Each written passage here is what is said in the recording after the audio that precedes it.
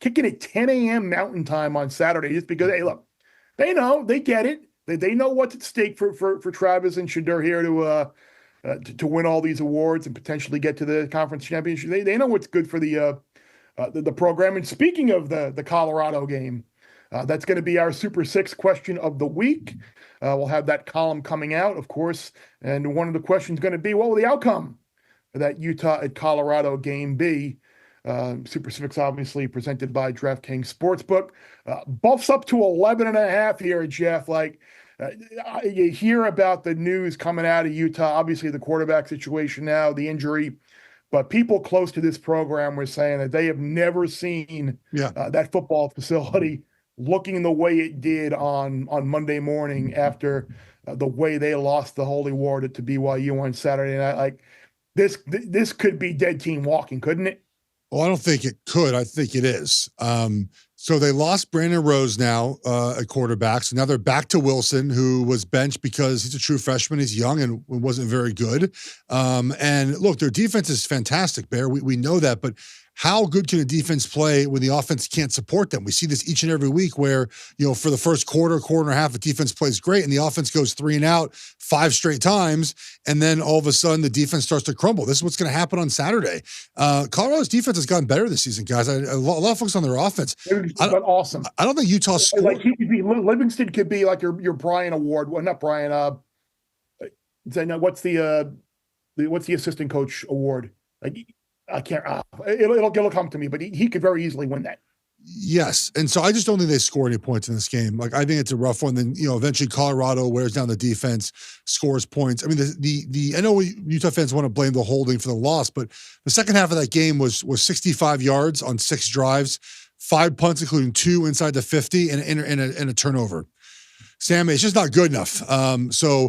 I think Colorado handles business big here, and then the Colorado-Kansas game will be a lot of fun. That game is it's at Arrowhead Stadium, not at their home field, but that has sort of that November crazy Big 12 game, on my mind for that one.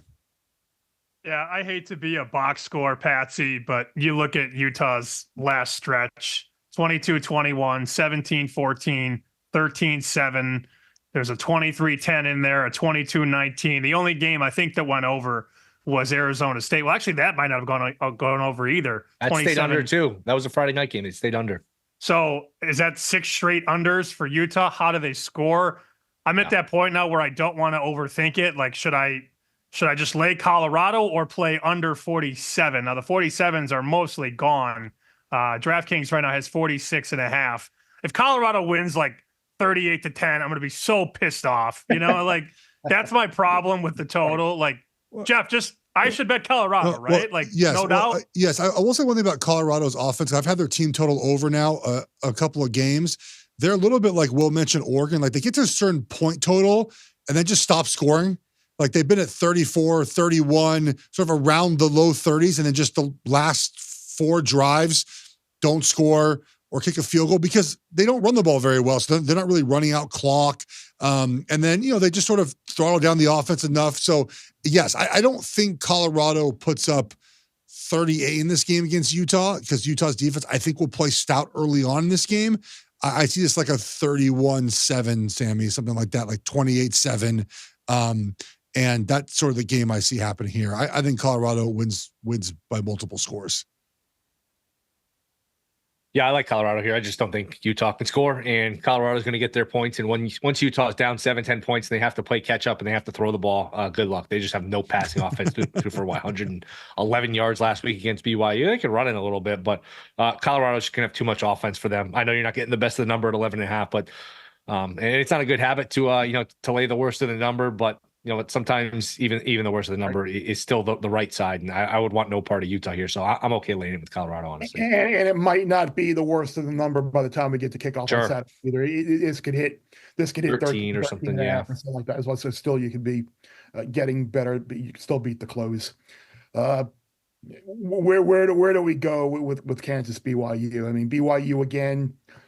Dodges another bullet last week. The holding call basically late after a sack. Everyone thought kind of the game was over. And then Utah allows BYU to go down the field and kick that winning field goal to keep their magical season alive. Your bear bite of the week. I just created a new unsponsored element. Have to get sales on that maybe. Sponsor the bear bite of the week. Since 1978, there have been 66 instances of a team 9-0 or better facing a team with a losing record at home. Every single one of those 66 were a double-digit favorite until this week, when you've got 9-0 BYU against 3-6 Kansas. BYU a 3-point favorite here over the Jayhawks. Who, and look, I think we all, I shouldn't say that. I don't want to put words in people's mouths here, but I think we all kind of see what's coming here. You got a Kansas team that I think is what, 0-4, 0-5 in one possession games, and BYU's 4-0 and one. You're talking coin flip. One ball bounces the other way, one call goes the other way, and you're probably looking at a much different record for both teams. We hit on it last week with Kansas about how Jalen Daniels has been playing much better over the last month of the year. He finally looks comfortable. Bear Bets full episodes drop twice a week right here on the Bear Bets YouTube channel. Remember to subscribe to stay ahead of the odds, and let's celebrate all of our wins together.